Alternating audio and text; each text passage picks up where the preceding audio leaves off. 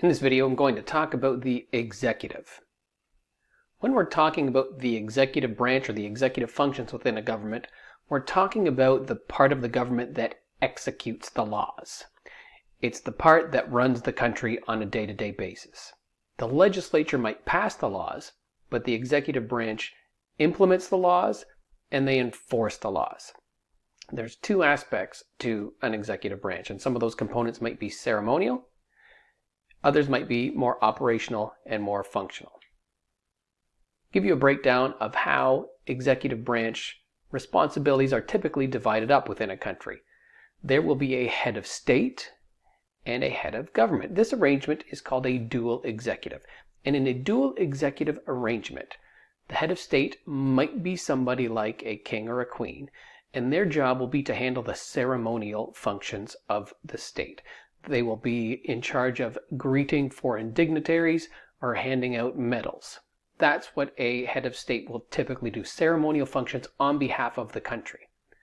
The head of government, perhaps a prime minister in a dual executive system, will be the chief executive, the person that actually runs the country on a day-to-day basis. So in a dual executive system, we've got those responsibilities divided up.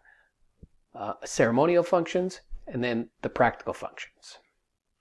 Another arrangement is to have what's called a unitary executive. Now, in a unitary executive, the head of state functions and the head of government functions are handled by the same person. And that, perhaps the best example of that would be the United States. The United States, the president, serves as both the head of state and the head of government. So they do the ceremonial things, but they also have to run the country, and that can lead to some strange optics. For example, the president at one moment might be in the Situation Room overseeing some kind of military engagement somewhere in the world.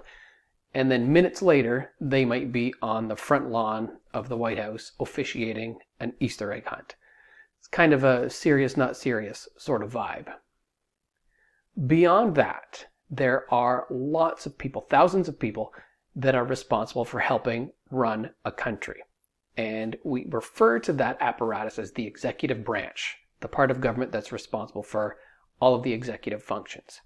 Now, at the top of the pyramid will be the president or the prime minister and their cabinet, their delegates. And so these are referred to as the political executive. They might be elected in a parliamentary system or in a presidential system. They could be appointed, but they are political figures. They are typically there working on behalf of the leadership, the president or the prime minister, to help run the country and to run the different executive agencies. Now, below that, at the bottom of this pyramid, are the people that work for the government, that collect your taxes, that enforce laws, that conduct inspections. All the thousands and thousands of people that work to help make the government run, they are called the bureaucracy or the public service. And these are typically nonpartisan officials that are there no matter who's in charge. The political executive might turn over, it might change after an election, but these line officials and policy analysts and all these support workers that work for the government, it's their job, it's their profession. They're there no matter who their political leadership is. And so many of the actual work, the executive functions, are handled by the bureaucracy. So to recap, when we talk about the executive branch, we're talking about the part of the government that runs the country, the power to make laws, to execute the laws, and to enforce the laws.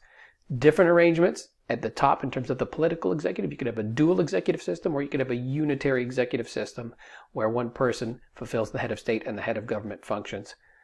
Again, we've got political leadership, and then you've got unelected, nonpartisan, bureaucratic elements to the executive branch. Very, very large apparatus that it takes to run a country.